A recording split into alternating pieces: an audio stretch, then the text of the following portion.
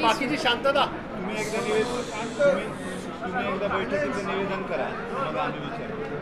नमस्कार. आज नेहमीप्रमाणे दर 1.5-2 महिन्याने मी बारामती लोकसभा मतदारसंघातल्या डिपार्टमेंट वाईज रिव्ह्यू घेते. त्याप्रमाणे आज इरिगेशन, रस्ते सुरक्षा, ट्रॅफिक, क्राईम, रस्त्यांची डेव्हलपमेंट, फॉरेस्ट, ST महामंडळ, त्याच्यातले चॅलेंजेस, असे अनेक वेगवेगळ्या डिपार्टमेंटचे MSCB याचे दिवसभराचा रिव्ह्यू आहे. त्याचबरोबर PMCचा एक वेगळा रिव्ह्यू आहे. त्याच्यामध्ये 34 गावांमधल्या विकास निधी, टॅक्सला जो स्टे महाराष्ट्र सरकारने इलेक्शनच्या आधी दिला होता त्याचा स्टॅटस काय. आमची मागणी आहे ते तसंच राहावं, तर काही इलेक्शनचा जुमला नसावा आणि कुठलाही रेट्रोस्पेक्टिव्ह टॅक्स कुणाकडूनही घेऊन म्हणजे मागणी करू नये. म्हणजे हा स्टे दिला आहे म्हणून रेट्रोस्पेक्टिव्हचा अधिकार सरकारला देत नाही, तर ती पॉलिसी त्याप्रमाणेच पुढे करायची, चालावी. आशा आणि अंगणवाडी सेविका ही जी नवीन गावं घेतली त्याच्यामध्ये त्यांचे काही इश्यूज होते, त्यांना गेल्या अनेक दिवसात घेतलं नाही गेले. तर आम्हाला आज शब्द दिला आहे कमिशनरांनी की आशा आणि अंगणवाडी सेविका ज्या आधी ग्रामीण भागात जिल्हा परिषदकडे होत्या त्यांना पुढच्या 15 दिवसाच्या आत इथे घेतलं जाईल. 3-4 महत्त्वाचे मुद्दे होते. पाणी, प्रदूषण, कचरा मॅनेजमेंट आणि टॅक्स याच्यावर सविस्तर चर्चा झाली आहे. त्यांनी आम्हाला शब्द दिला आहे की धायरी असेल, सिंहगड रोड असेल, तिथला जे सर्व्हिस रोड्स आहेत त्याचं काम तातडीने पूर्ण करून घेतील. पाण्याचे जे प्रश्न आहेत तिथे काही टॅक्सचे इश्यूज आहेत, लोक टॅक्स भरतात पण त्यांना पाणी मिळत नाही अजूनही.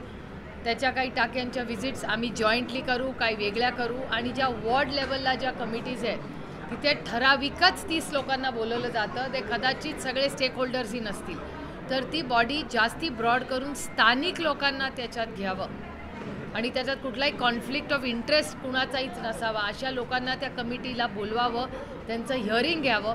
अशा अनेक मुद्द्यांवर सविस्तर चर्चा झालेली आहे. तुम्हाला काय विचारायचं आहे? जिल्हाधिकाऱ्यांची देखील भेट घेतली? नाही, जिल्हाधिकाऱ्यांकडे हेच नाही. इरिगेशन, रस्ते, वीज, काही कॉन्फ्लिक्ट्स आहेत की नॅशनल हायवेची काही कामं प्रलंबित आहेत, त्याला कलेक्टरांकडून आम्हाला मदत हवी आहे. काही ठिकाणी लँड ॲक्विजिशनचे इश्यूज आहेत, काही ठिकाणी पोल्युशन, प्रचंड प्रदूषण हे बारामती लोकसभा मतदारसंघात वाढतं आहे. पाण्याचं प्रचंड प्रदूषण आणि हवेचं प्रदूषण ते कंट्रोल करणं तातडीनीच गरज आहे. त्याच्यामुळे त्याची आणि इरिगेशन, एकीकडे सरकार म्हणतं पाणी प्रचंड आहे, मग पाणी जर प्रचंड आहे तर सगळ्या उपसा योजना या पूर्ण क्षमतेने का चालत नाहीत याचा रिव्ह्यू घेतला. आणि फॉरेस्टमुळे जे काही विकास कामं अडकलेली आहेत त्याचाही रिव्ह्यू आम्ही कलेक्टरांकडे घेतला. आणि इथून आता PWDचा रिव्ह्यू आहे, त्याच्यानंतर MSCBचा. पुण्यामध्ये वाहतूक कोंडीचा प्रश्न गंभीर आहे. पुणे शहर हे जगामध्ये 4थ्या क्रमांकावर वाहतूक कोंडीमध्ये आहे, असा एक निष्कर्ष समोर आलेला आहे. कारण का प्लॅनिंगच नाही आहे ना. मल्टिपल कामं एकाच वेळेस काढली जातात, सर्व्हिस रोड वेळेवर होत नाहीत आणि ज्या पद्धतीने ह्या भागाचा लोकसंख्या पुण्याची वाढते, म्हणजे बिल्डिंग्स मोठ्या होत आहेत पण त्याला जे सपोर्ट सिस्टम इन्फ्रास्ट्रक्चरचं पाहिजे ते पूर्णपणे अनफॉर्च्युनेटली दुर्दैवाने पुण्याचं कोलॅप्स झालेलं आपल्याला सगळ्यांनाच दिसतंय. आपण जगतोय ते आपण म्हणजे मी लोकप्रतिनिधी म्हणून किंवा विरोधी म्हणून टीका करत नाही, नागरिक म्हणून पण आपल्या सगळ्यांचा अनुभव काही वेगळा नाही. बारामती लोकसभा मतदारसंघामध्ये वाल्मिक कराड यांनी काही शेतकऱ्यांना सुद्धा फसवलेला आहे. हार्वेस्टर प्रकरणामध्ये त्या शेतकऱ्यांनी अजितदादांकडे तक्रार केली होती पण दादांनी काही फारसं गांभीर्याने घेतलं नाही, असं आता त्या शेतकऱ्यांचं म्हणणं आहे. तुमच्या मतदारसंघात मी आज दुपारी कबड्डीचा मोठा कार्यक्रम आहे बारामतीला 6 वाजता, तिकडे मी जाणार आहे. आणि ते झाल्यानंतर किंवा उद्या कृषकचा जो कार्यक्रम आहे त्या दोन्ही कार्यक्रमांसाठी मी बारामतीला जाणार आहे. तेव्हा मी या सगळ्या शेतकऱ्यांनी ज्यांनी हा खूप गंभीर आरोप केलेला आहे आणि त्यांच्यावर जर अन्याय झाला असेल तर सरकारने हे फार गांभीर्याने घ्यावे. मी त्यांची भेट घेऊन त्यांच्या सगळ्या मागण्या ज्या आहेत बारामती लोकसभा मतदारसंघातल्या कुठल्याही शेतकऱ्यावर अन्याय झाला असेल तर त्याचा जो प्रश्न असेल तर मग सरकार दरबारी आणि माननीय मुख्यमंत्र्यांच्या ऑफिसपर्यंत ते मी पोचवायची ही माझी नैतिक जबाबदारी आहे. तुम्ही दादांकडे तुम्ही बोलणार आहात का या विषयावर, कारण की तुम्ही बारामतीत असणार आहात, तिथे दादा देखील असणार आहेत, त्या दिवशी तुम्ही बोलणार का दादांशी? मी माननीय मुख्यमंत्र्यांशीच बोलीन, कारण हे डिपार्टमेंट उद्या मला वाटतं पार्ट डिपार्टमेंट कुणाकडे आहे आणि इन्क्वायरी करायला लागेल. ही सगळी कंप्लेन आणि इन्क्वायरी त्याची व्हायला लागेल आणि ती होम मिनिस्ट्रीकडेच जाईल आणि होम मिनिस्टर हे मुख्यमंत्री आहेत. त्याच्यामुळे आणि हे टी व्हीवर वारंवार मी अनेक नेत्यांकडून बोललेलं बघते, त्याच्यामुळे जे नेते बोलत आहेत, मग संदीप क्षीरसागर असतील किंवा बाप्पा बोलत आहेत, त्याच्यानंतर BJPचे सुरेश धस बोलत आहेत, जितेंद्र आव्हाड बोलतातच आहेत. त्याच्यामुळे या सगळ्या लोकांचे ज्या टी व्हीवर तुमच्या चॅनलवर मी त्यांना लाईव्ह बघते त्यांच्याच थ्रू या सगळ्या अंजलीताई दमानिया त्याच्याबद्दल बोललेल्या आहेत. त्यामुळे हा अतिशय गंभीर विषयाचं सिरियस करप्शन चार्ज आणि या देशामध्ये जर ज्या कष्ट करणाऱ्या काळ्या मातीशी इमान राखणाऱ्या शेतकऱ्यावर जर एवढं मोठं करप्शन जर होत असेल तर अतिशय दुर्दैवी आहे, वेदना देणार आहे, चिंताजनक आहे आणि हा विषयाला माननीय मुख्यमंत्र्यांची मी भेट तातडीने घेणार. ते दादांच्या पक्षाचे मंत्री आहेत, नेते आहेत आणि ते मंत्री देखील आहेत, तुम्ही दादांशी चर्चा करणारच नाही तर थेट तुम्ही नाही हा माझ्यासाठी पक्षाचा विषयच नाही आहे, हा एक सामाजिक विषय आहे. दादांच्या कार्यक्रमात जाणार आहात त्यामुळे दादांशी चर्चा हो, पण कॉम्पिटंट अथॉरिटी कोण आहे? इश्यू कोण आहे? इश्यू कुणाकडे येतो? कॉम्पिटंट अथॉरिटी कोण आहे? मी सिस्टमप्रमाणे जाते ना. सिस्टमप्रमाणे एखादा जेव्हा गुन्हा येतो तो गुन्हा कुणाला सांगायचा असतो? पोलीस स्टेशन किंवा होम मिनिस्ट्री, राईट? या राज्याचा होम मिनिस्टर कोण आहे? मग कुणाकडे जायला पाहिजे? माझं म्हणणं असं होतं की त्यांच्या पक्षाचे नेते आहेत तर तुम्ही त्यांच्याशी चर्चा. मी हा पक्षाचा विषयच नाही, हा सामाजिक विषय आहे. ह्याच्यात मला राजकारण आणायचंच नाही आहे. माझ्यासाठी वाल्मिक कराड हा राजकीय विषय नाहीच आहे. It is a crime. मी कधीही वाल्मिक कराड, बीड आणि परभणीच्या गोष्टींमध्ये कधीही राजकारण आणलेलं नाही आणि आणणारही नाही. त्याच्यामुळे माझ्यासाठी हा कुठल्या राजकीय पक्षाचा विषयच होत नाही. आणि कॉम्पिटंट अथॉरिटी कोण आहे? कॉम्पिटंट अथॉरिटी ही पोलीस आहे आणि पोलीस खात्याचा मंत्री आहे. पोलीस खात्याचे मंत्री हे माननीय मुख्यमंत्री आहेत. सिंपल. वाल्मिक कराडवरती काल मकोका अंतर्गत कारवाई झाली, त्यानंतर धनंजय मुंडेंच्या राजीनाम्याची मागणी विरोधकांकडून आणखी जोरात. विरोधक म्हणजे कोणी कोणी केली आहे?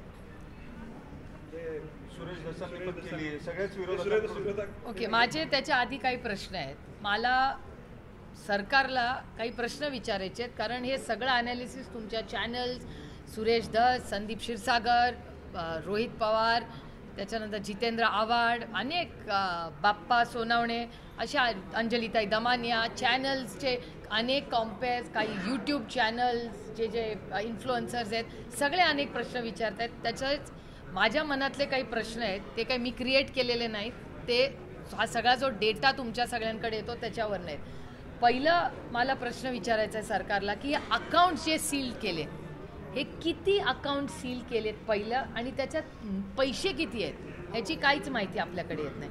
हे जर एक्स्टॉर्शन असेल, जे सरकार मान्य करतं आहे, FIR सांगते की त्याच्यात एक्स्टॉर्शन आहे, तर जर एक्स्टॉर्शन झालं असेल तर ED का ह्याच्यात लागत नाही आहे? एक्स्टॉर्शन IQ गोष्टींवर अनिल देशमुख साहेब, संजय राऊत साहेब, नवाब मलिक आणि भुजबळ साहेब, किती लोकांची तुम्हाला उदाहरणं देऊ? त्यांना पटकन ED लावली, FIR झाले, अटक झाली, सगळं झालं ॲब्सोल्युटली सुपर स्पीड. मग वाल्मिक कराडांच्या केसमध्ये एक्स्टॉर्शनची केस ही मे महिन्यात झाली आहे. आपण आता जानेवारीमध्ये आहोत. मग एक्स्टॉर्शनमध्ये EDचा रोल का येत नाही आहे, हा एक अतिशय महत्त्वाचा प्रश्न आहे. विष्णू चाटे नावाचे जे कोणी आहेत, जे तुमच्या चॅनलवरच मी पाहते, त्यांचा फोन मिसिंग आहे. असा कसा फोन मिसिंग आहे?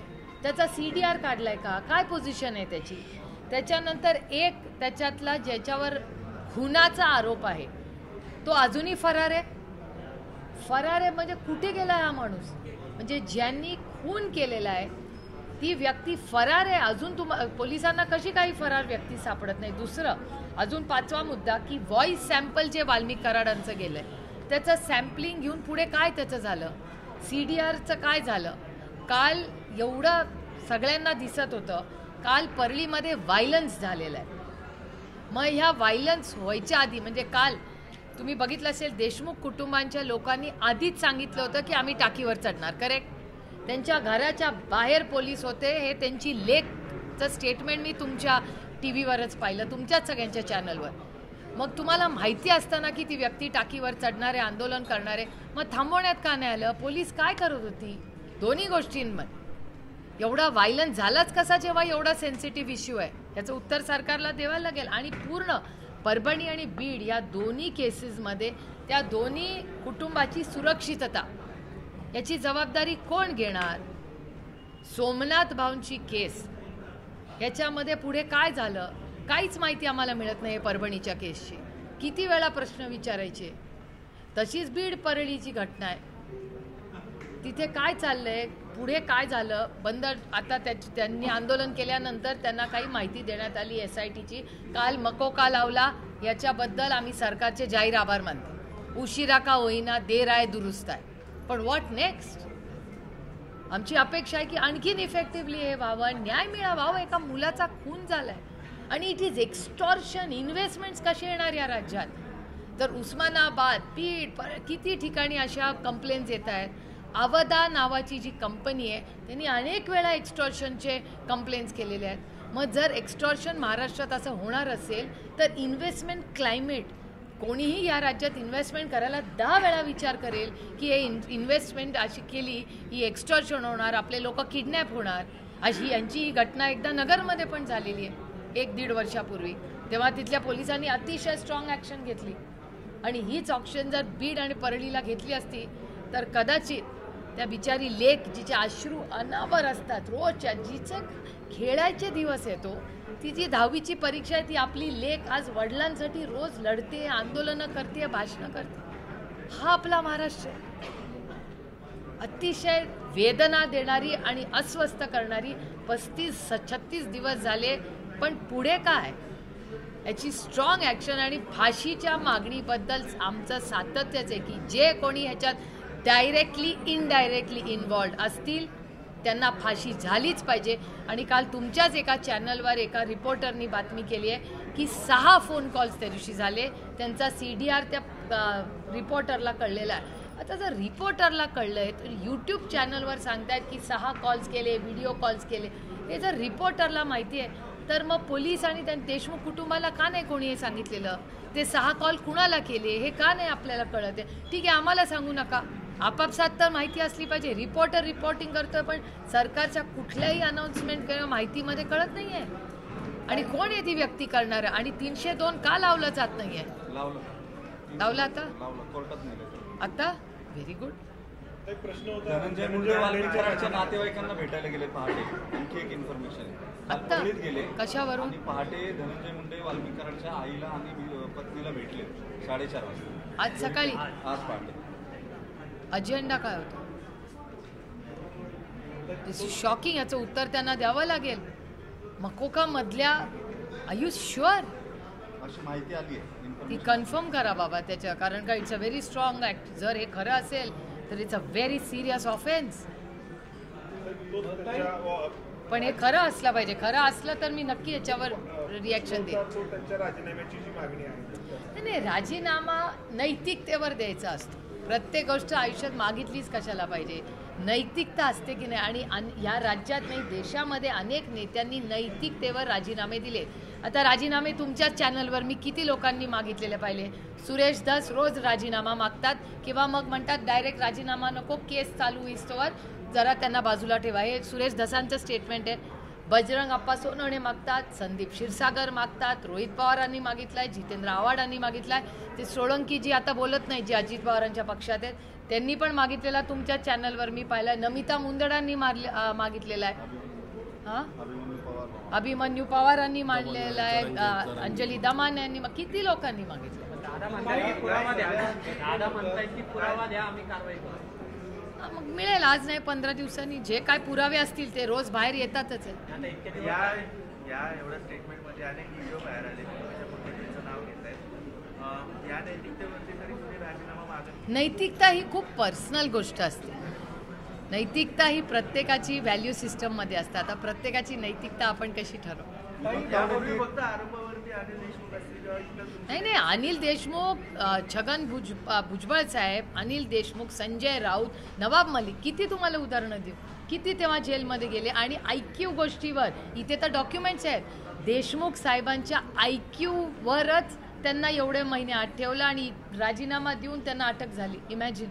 तर या सगळ्या घटनेनंतर अजित पवारांनी त्यांची बीडची कार्यकारिणी बरखास्त केलेली आहे राष्ट्रवादीची. तर काय दुसरा अशा पद्धतीचा निर्णय? एक आणखीन चेक करा की तिथली लाडकी बहीण योजनेचे अजून अध्यक्ष आहेत का वाल्मिक कराड, तेवढं पहिलं चेक करा. महायुती संदर्भातला प्रश्न आहे. नाही, पहिला हा विषय पूर्ण करा, मग झाला. अजून काय? पवारांच्या पत्नीने आरोप केलाय की बरीचसा बकरा केला जातोय, अशा पद्धतीने जी काही कारवाई सुरू आहे. आणि तुमच्याच खासदारांवरती सुद्धा आरोप केला, बजरंग सोनवणेंवरती जीवे मारण्याची धमकी दिली जात आहे, अशा पद्धतीचा. Data speaks for it self ना. डेटा आहे आणि सरकार त्यांचंच आहे, त्यांचंच सरकार डेटा देतं आहे. मला असं वाटतं एकट्या बजरंग सोनवणेंवर कशाला, हा राजकीय विषय नाहीच आहे, हा सामाजिक विषय आणि ऑल पार्टी डेलिगेशन आहे. त्याच्यात असं कुठलंही असं नाही की फक्त विरोधकच विरोध करत आहेत. ऑल पार्टी एकच, म्हणजे ह्या अतिशय दुर्दैवी काळात एकच आशेचं किरण असं आहे की संपूर्ण मीडिया गेले 35 दिवस अतिशय पारदर्शक रिपोर्टिंग करत आहे आणि सगळ्या पक्षाचे नेते मन आणि मतं आणि राजकीय मतभेद बाजूला ठेवून परभणी आणि बीडमधल्या घटनेत आम्ही सगळे राजकारण बाजूला ठेवून माणुसकीच्या नात्याने एकत्र आहोत. एक कम्युनल डिस्ट्रेस पण बीडमध्ये मोठ्या प्रमाणावर दिसून येतोय सध्या, जो फार सेन्स होतोय खाली. अनेक जण त्याच्या संदर्भामध्ये बोलत आहेत, सोशल ॲक्टिव्हिस्ट असतील किंवा अनेक कार्यकर्ते सुद्धा, जो तातडीने संपणं गरजेचं आहे. तिथली लॉ अँड ऑर्डर किंवा राईटच्या सिच्युएशन्स प्रत्येक गावागावात तयार होत आहेत, डिस्क्रिमिनेशन होत आहेत या सगळ्यामध्ये. याच्यात लिडरशिप कुठंच ते सगळे एकत्र यावेत, एकत्र बसावेत किंवा ताण कमी व्हावा म्हणून प्रयत्न करताना दिसतात. एक अशी NGO चालवणार आहेत की त्यांनी मराठा आणि OBC समाजामध्ये जे काही वाद म्हणा किंवा काहीतरी निर्माण करण्याचा प्रयत्न झालाय, तर तो मिटावा यासाठी काही प्रयत्न चालू आहेत. एक तर हा असा कुठला विषयच नाही आहे. हा माणुसकीचा विषय माझ्यासाठी ना लिमिटेड ॲक्शन. आदरणीय पवार साहेबांनी माननीय मुख्यमंत्र्यांना फोनही केला होता, त्यांच्याशी सविस्तर चर्चाही झाली होती. त्यांनाही सांगितलं होतं की आमच्या सगळ्यांची तयारी आहे, आपण राजकीय मतभेद बाजूला ठेवून ऑल पार्टी मीटिंग करू, सगळ्याच पक्षाच्या लोकांच्या घराने महाराष्ट्रात शांतता कशी होईल याचं स्टेटमेंट तुमच्याच चॅनलवर मी पवार साहेबांचंही पाहिलेलं आहे आणि देवेंद्रजींचंही पाहिलेलं आहे. त्याच्यामुळे आमच्या सगळ्यांकडूनच, म्हणजे मग CM ऑफिस असेल किंवा आदरणीय पवारसाहेब असतील किंवा आमचे सगळे मित्रपक्ष असतील, मी राऊत साहेबांचंही स्टेटमेंट पाहिलं आहे, पृथ्वीराज बाबांचंही स्टेटमेंट पाहिलं. त्यामुळे आमच्या बाजूनी आणि त्या बाजूनी माननीय मुख्यमंत्र्यांचं स्टेटमेंट, काल शिंदे साहेबांचं एक स्टेटमेंट मी पाहिलं तुमच्या. त्यामुळे ह्याच्यात कुठलंही राजकारण न आणता महाराष्ट्राला प्राधान्य देऊन, माणिसकीला प्राधान्य देऊन ह्या दोन्ही कुटुंबांना आधार द्यायची नैतिक जबाबदारी आपल्या सगळ्यांवर आहे. हे नैतिकतेवर आज सगळं चाललेलं आहे. पवार साहेबांनी जेव्हा म्हटलं सर्वपक्षीय बैठक करू, तेव्हा मुख्यमंत्र्यांकडून काय प्रतिसाद? नाही, तुमच्या चॅनलवर दोघांचे स्टेटमेंट्स होते. दोघांचीही ह्या विषयामध्ये कुठलंही राजकारण न आणता महाराष्ट्र शांत कसा होईल आणि कुठलीही चुकीची घटना महाराष्ट्रात ऑलरेडी 2 झालेल्या आहेत, त्याच्यात आपण 2 सुपुत्र घालवून बसलोय, त्याच्यात परत काय असं होऊ नये. कुठलीही चुकी, म्हणजे काल जी घटना परळीत झाली ती अस्वस्थ करणार होती, टायर जाळणं वगैरे नाही होय आपल्याला पाहिजे. हे शांततेच्या मार्गाने आणि संविधानाच्या चौकटीत राहून न्यायालयाने योग्य ते निर्णय घ्यावे. जे सत्य आहे ते महाराष्ट्राच्या आणि देशाच्या समोर आलं पाहिजे. मी देशाच्या समोर का म्हणते, मला कॉन्स्टंटली दिल्लीवरनं सगळे मीडिया, खासदार या सगळ्यांचे प्रश्न रोज आणि फोन येतात की महाराष्ट्रात ही घटना काय चालली आहे, सुप्रिया हमको समजाव क्या हो रहा है. पवार साहेबांनी अमित शहांवरती टीका केली होती, त्याला आज विनोद तावडेंनी प्रत्युत्तर दिलंय. क्रॉनॉलॉजी बघा. पहिली टीका हो, अमित शहाकडून झाली, त्याला काल प्रत्युत्तर दिलं पवार साहेबांनी.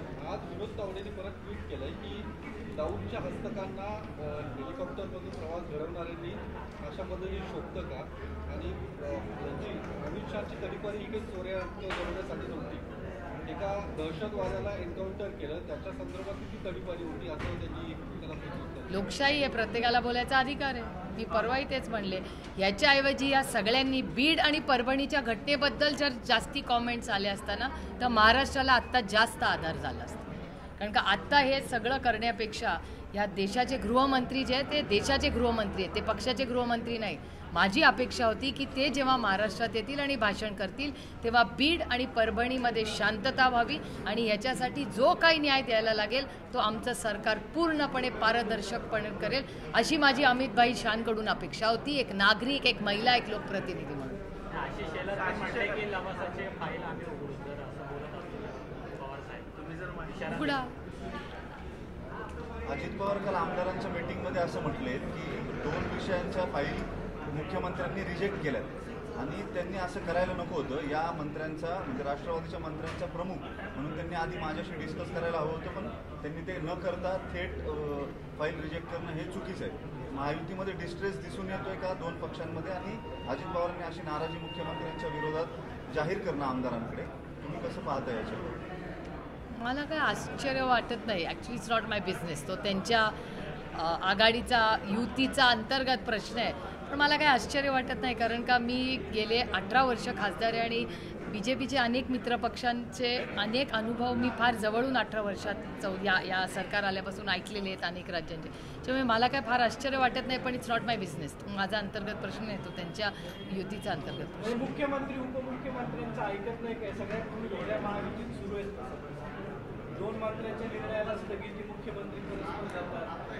या प्रश्नाचं उत्तर मी कसं सांगणार? जे सत्तेमध्ये त्या दोघांना विचारा ना, मी कसं याचं उत्तर देणार? राष्ट्रवादीच्याच मंत्र्यांच्या काल अशाही बातमी आल्या की अजितदादा नाराज आहेत मुंबईमध्ये मुख्यमंत्र्यांच्या काही निर्णयांवर. हे प्रश्न तुमच्या ब्युरोचा जो मुंबईचा असेल ना त्याला सांगा, मुख्यमंत्र्यांना विचारायला, कारण का खरं खोटं त्यालाच माहिती असेल, मी कसं सांगणार?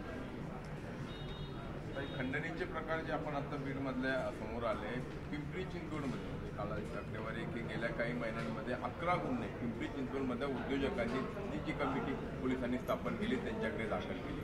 त्याच्यामुळे आपल्या इथलं म्हणजे ते तर आहेच आहे, पण आपल्या इथलं पिंपरी चिंचवड हे देखील किंवा तिथली उद्योगनगरी ही काही दहशतमुक्त आहे असं म्हणता येणार नाही. काय वास्तव आहे आणि या संदर्भात किती गांभीर्यानं पावलं उचललं? माझं म्हणणे, कुठलंही सरकार असू दे, आमचं त्यांचं कुणाचंही, क्राईमच्या विरोधात there has to be 0 tolerance. कोणीही असं चुकीचं काम करत असेल तर त्याला अर्थातच शिक्षा. हा देश कोणाच्या मनमानीने चालत नाही, तो संविधानाने आणि नियम कायद्याने चालतो. त्याच्यामुळे कुठेही अशा जर चुकीच्या घटना होत असतील तर government has to take strong action. काही दिल्लीत राष्ट्रवादी साथ कुणाला देणार? केजरीवालची काँग्रेस. काल पवार साहेबांनी याचं उत्तर दिलंय. आणि मध्यंतरी काही खासदार हे सुनील तटकरे त्यांच्या संपर्कात होते अशा बातम्या समोर आल्या. अशी नाही ती बातमी. नेमकं काय खरं घडलं? मला यातलं काय माहिती. तुम्हीच माहिती घेतली.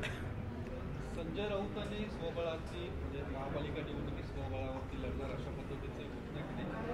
तुमची काय निमित्त आहे, तुम्ही स्वबळावरतीच जाणार आहात? नाही, एक तर चर्चा होईलच त्याची, ज्याचं स्टेटमेंट काल पवार साहेबांनी त्यांच्या प्रेसमध्ये काल 12:30ला घेतली त्याच्यात केलेलं आहे. पण त्याच्यात गैर काय?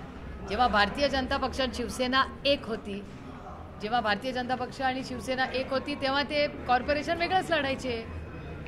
त्याच्यामुळे आमच्याबरोबर वेगळे लढले तर तो गुन्हा, आणि त्यांच्याबरोबर वेगळे लढले तर ही लोकशाही हो. लोकशाहीमध्ये प्रत्येकाला आपापलं इलेक्शन कसं लढायचं हा अधिकार आहे ना. आणि इंडिया अलायन्स ही राज्य आणि देशाची जी इलेक्शन्स आहेत याच्यासाठी वेगळ्या परमिटेशन, म्हणजे इंडिया अलायन्स हे केंद्रात अर्थातच एकत्र नेहमी लढणार, राज्यांमध्ये काही ठिकाणी परमिटेशन कॉम्बिनेशन्स होतील, आणि लोकल बॉडी इलेक्शनला त्या जिल्ह्यात किंवा त्या तालुक्यात किंवा त्या शहरामध्ये तो निर्णय लोकल बॉडी घेईल अर्थातच. आणि शिवसेना आणि भारतीय जनता पक्ष कधी एकत्र लढले एकत्र असताना? लाडकी बहीणचे निकष आता अधिक कठोर करून अनेक लाडक्या बहिणींना या लाभापासून त्यांनी स्वतःहून दूर व्हावं असं आवाहन केलं जात आहे. सबसिडी कशी सोडली होती गॅसची? म्हणजे याचा अर्थ सुरुवातीला काही निकषांकडे दुर्लक्ष केलं गेलं जे अपात्र होतं किंवा काय मला नाही मी अजून माहिती मागितली, कारण त्या इंडियन एक्सप्रेसच्या मला वाटतं मागच्या आठवड्याच्या एका वर्तमानपत्राच्या त्यांच्या एक आठवड्यापूर्वीच इंडियन एक्सप्रेसने मोठी स्टोरी केली होती याच्यावर आणि त्याच्यात 60 लाख महिला याच्यातून कदाचित बाहेर पडतील या स्कीममधून अशी बातमी त्या वर्तमानपत्रात मी वाचलेली आहे. त्यामुळे नक्की नंबर काय, नक्की सरकार काय करणार आहे ह्याच्यात अजून क्लॅरिटी येत नाही.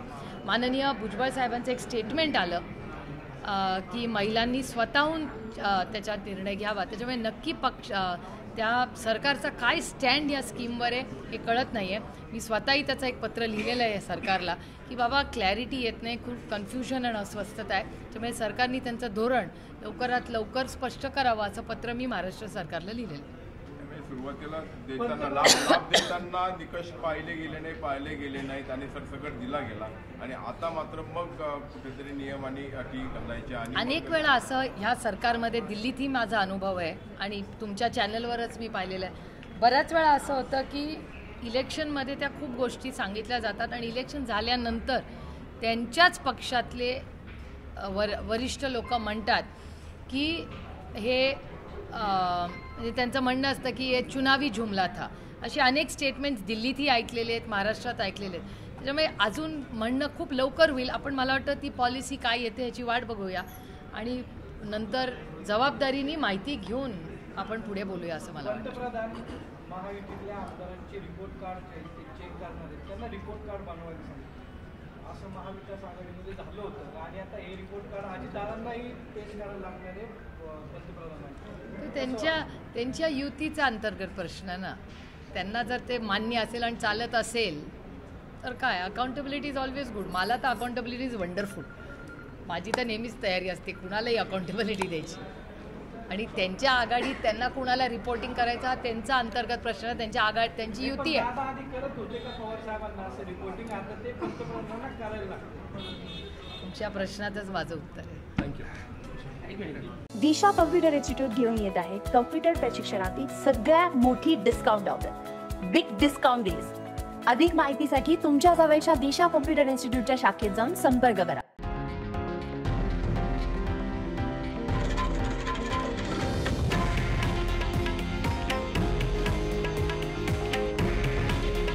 हे आहे देशातील नंबर 1 न्यूज नेटवर्क आणि आपण पाहत आहात TV9 मराठी.